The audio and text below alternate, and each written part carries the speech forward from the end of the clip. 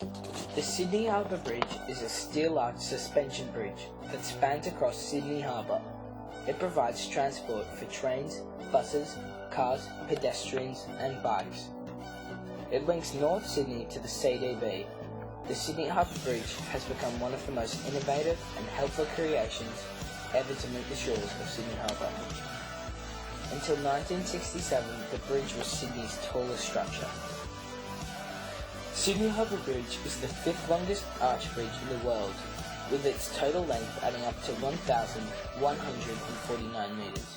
It has also achieved being the tallest steel arch bridge in the world, with its total height being 134 metres above the harbour. There had been plans to build a bridge as easily as 1815, when Francis Greenway proposed building a bridge from the northern to southern shore of the harbour. However, it was not until after the First World War until serious plans were made. In the 1900s, the New South Wales government sent out an invitational competition to design the bridge to several companies around the world. There were several designs entered, including a floating bridge. An English company that went by the name of Dorman Long & Co. won the contract to build a bridge. The chief engineer was Dr. J.J.C. Bradfield, who played a major part in the bridge's design and construction. Bradfield's work and contribution to the bridge earned him the nickname the Father of the Bridge.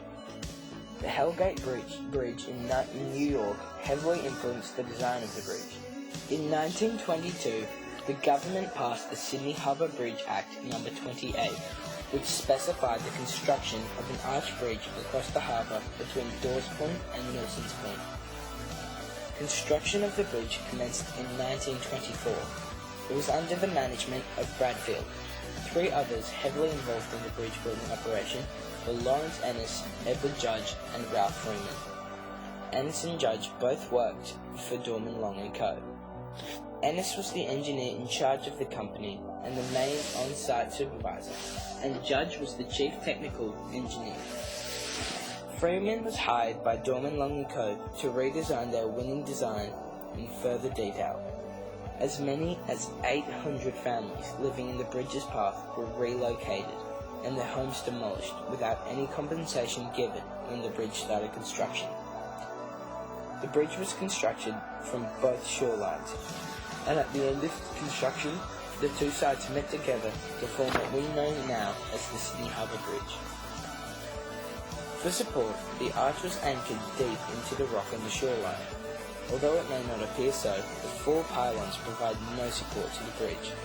They are just there for an aesthetic appeal, and to give the bridge a more imposing look. The cost to build the bridge was an estimated £14 million. This was not fully paid off until 1988. 6 million rivets and 53,000 tonnes of steel. Later, the bridge was completed. Construction finished on the 19th of January 1932. Throughout construction, 16 workers lost their lives. The bridge was opened on Saturday the 19th of March 1932. There are a few controversial events that occurred on the day of the opening. The first was when Jack Lang, the Premier of New South Wales, was the Times said he was going to cut the ribbon. It had been originally planned that the King's representative would be the one to open the bridge, but Lang stole that role from him. Therefore, showing up Lang's had little consideration for the British.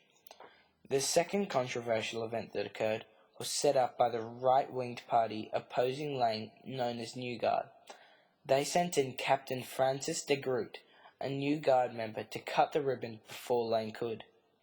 De Groot rode in on horseback in an army uniform, and after his second attempt he slashed the ribbon with a sword, therefore taking away Lang's privilege of opening the bridge. De Groot would have been noticed, but due to uniform he blended in with cavalry that were present on the day. He was arrested at the scene. De Groot had to pay off a fine of $5 due to his so-called offensive behaviour. He was later made to take a psychiatric test to see if his sanity was in check. He was proven sane. The opening of the Sydney Harbour Bridge is one of the most significant events in Australian history. It provided work for 1,400 men in the times of depression, when work was needed the most. The opening of the bridge meant great accessibility around Sydney.